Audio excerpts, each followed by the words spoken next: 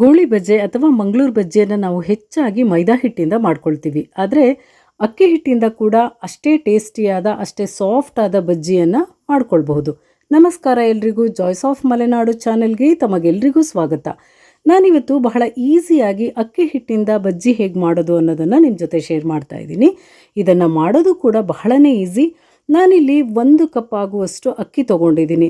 ಸಾಮಾನ್ಯವಾಗಿ ನಾವು ಊಟಕ್ಕೆ ಬಳಸುವಂಥ ಯಾವುದೇ ಅಕ್ಕಿಲಾದರೂ ಇದನ್ನು ಮಾಡಬಹುದು, ಆದರೆ ರೇಷನ್ ಅಕ್ಕಿ ತೊಗೊಂಡ್ರೆ ಬಜ್ಜಿ ತುಂಬ ಸಾಫ್ಟಾಗಿ ಬರ್ತದೆ. ಹಾಗಾಗಿ ನಾನು 1 ಕಪ್ನಷ್ಟು ರೇಷನ್ ಅಕ್ಕಿಯನ್ನು ತೊಗೊಂಡಿದ್ದೀನಿ. ಇದನ್ನು 3ರಿಂದ 4 ಸಲ ತೊಳಿಬೇಕು. ಚೆನ್ನಾಗಿ ತೊಳೆದು ಸ್ವಲ್ಪ ನೀರು ಹಾಕಿ 1 ಗಂಟೆ ನೆನೆಸಿಟ್ರೆ ಸಾಕು. ತುಂಬ ಹೊತ್ತೇನೂ ನೆನೆಯೋದು ಬೇಡ.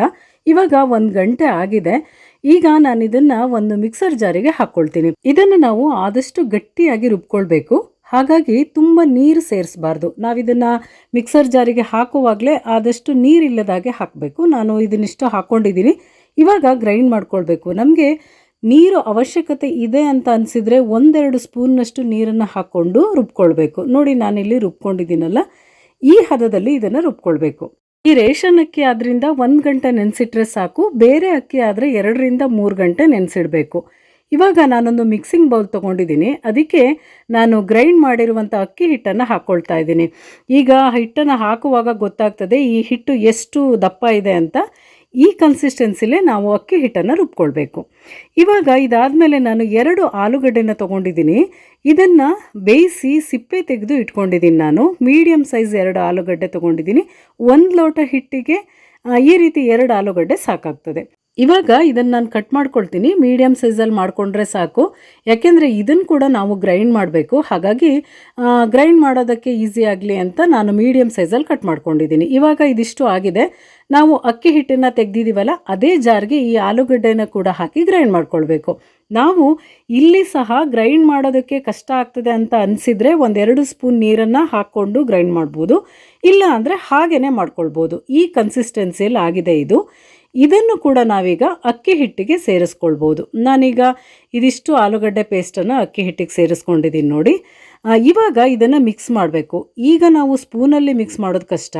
ಹಾಗಾಗಿ ಕೈಯಲ್ಲೇ ಆಲೂಗಡ್ಡೆ ಮತ್ತು ಅಕ್ಕಿ ಹಿಟ್ಟನ್ನು ಚೆನ್ನಾಗಿ ಮಿಕ್ಸ್ ಮಾಡ್ಕೊಳ್ಬೇಕು.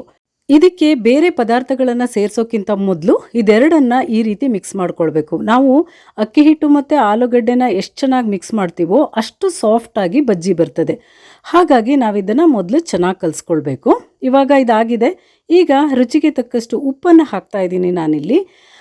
ಇನ್ನು ಅರ್ಧ ಸ್ಪೂನ್ನಷ್ಟು ಜೀರಿಗೆಯನ್ನು ಇದಕ್ಕೆ ಸೇರಿಸ್ಕೊಳ್ಬೇಕು. ನಾವು ಮಂಗಳೂರು ಬಜ್ಜಿಗಾದರೂ ಜೀರಿಗೆ ಸೇರಿಸ್ಕೊಳ್ತೀವಲ್ಲ, ಹಾಗೆಯೇ ಜೀರಿಗೆ ಹಾಕ್ಕೋಬೇಕು. ಹಾಗೆಯೇ ಹಸಿ ಮೆಣಸು 3 ಚಿಕ್ಕದಾಗಿ ಕಟ್ ಮಾಡಿ ಸೇರಿಸಿದ್ದೀನಿ. ಹಾಗೆ ಸ್ವಲ್ಪ ಕರಿಬೇವಿನ ಸೊಪ್ಪನ್ನು ಕೂಡ ಚಿಕ್ಕದಾಗಿ ಕಟ್ ಮಾಡಿ ಸೇರಿಸಿದ್ದೀನಿ. ಸ್ವಲ್ಪ ಕೊತ್ತಂಬರಿ ಸೊಪ್ಪನ್ನು ಕೂಡ ಇದಕ್ಕೆ ಸೇರಿಸಿದ್ದೀನಿ. ಆಮೇಲೆ ಸ್ವಲ್ಪ ಶುಂಠಿಯನ್ನು ನಾನು ಚಿಕ್ಕದಾಗಿ ಹೆಚ್ಚಿ ಹಾಕಿದ್ದೀನಿ. ತುರಿದು ಕೂಡ ಸೇರಿಸ್ಕೊಳ್ಬೋದು. ಕೊನೆಯಲ್ಲಿ 2 ಸ್ಪೂನಷ್ಟು ಮೊಸರನ್ನು ಹಾಕ್ತಾ ಇದ್ದೀನಿ. ಇದೆಲ್ಲವನ್ನು ನಾವೀಗ ಸ್ಪೂನ್ನಲ್ಲೇ ಕಲಿಸ್ಕೊಳ್ಬಹುದು ಅಥವಾ ಕೈಯಲ್ಲೇ ಮಿಕ್ಸ್ ಮಾಡ್ಕೊಳ್ಬಹುದು. ನಾನೀಗ ರೆಡಿ ಮಾಡಿಟ್ಕೊಂಡಿದ್ದೀನಿ.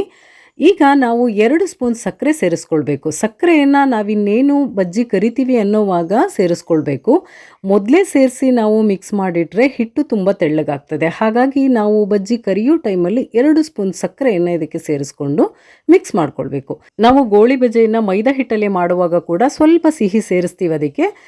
ಹಾಗಾಗಿ ಇಲ್ಲಿ ಅಕ್ಕಿ ಹಿಟ್ಟೆಲ್ಲ ಮಾಡುವಾಗ ಕೂಡ ನಾವು 1-2 ಸ್ಪೂನ್ ಸಕ್ಕರೆನ ಸೇರಿಸ್ಕೊಳ್ಬೇಕು. ಈಗ ಸ್ಟೋವ್ನ ಲೋ ಫ್ಲೇಮಲ್ಲಿಟ್ಟು ನಾನು ಎಣ್ಣೆ ಇಟ್ಟಿದ್ದೀನಿ. ಎಣ್ಣೆ ಬಿಸಿಯಾಗಿದೆ. ಇವಾಗ ನಮಗೆ ಬೇಕಾದ ಸೈಜಲ್ಲಿ ಬಜ್ಜಿಯನ್ನು ಎಣ್ಣೆಯಲ್ಲಿ ಹಾಕ್ಕೊಳ್ಬೇಕು. ನಾನಿಲ್ಲಿ ಮೀಡಿಯಮ್ ಸೈಜಲ್ಲಿ, ಅಂದರೆ ನಾವು ಗೋಳಿ ಬಜ್ಜಿ ಮಾಡ್ಕೊಳ್ತೀವಲ್ಲ ಅದೇ ಸೈಜಲ್ಲಿ ನಾನಿಲ್ಲಿ ಕರಿತಾ ಇದ್ದೀನಿ. ಇದನ್ನು ಸ್ಟೋವ್ನ ಲೋ ಫ್ಲೇಮಲ್ಲೇ ಇಟ್ಕೊಂಡು ನಾವು ಈ ರೀತಿ ಸ್ವಲ್ಪ ತಿರುಗಿಸಿ ಹಾಕ್ಕೊಳ್ತಾ ಇರಬೇಕು. ಇದು ಬೇಯೋದಕ್ಕೆ ತುಂಬ ಹೊತ್ತೇನು ಬೇಡ. ಅಕ್ಕಿ ಹಿಟ್ಟು ಮತ್ತು ಆಲೂಗಡ್ಡೆ ಎಲ್ಲ ಆಗಿದ್ದರಿಂದ ಬೇಗ ಬೇಯ್ತದೆ. ಇವಾಗ ಇದಾಗಿದೆ. ಇಷ್ಟು ಕಲರ್ ಆದರೆ ಸಾಕು. ಇದನ್ನು ಎಣ್ಣೆಯಿಂದ ತೆಗಿಯೋಣ.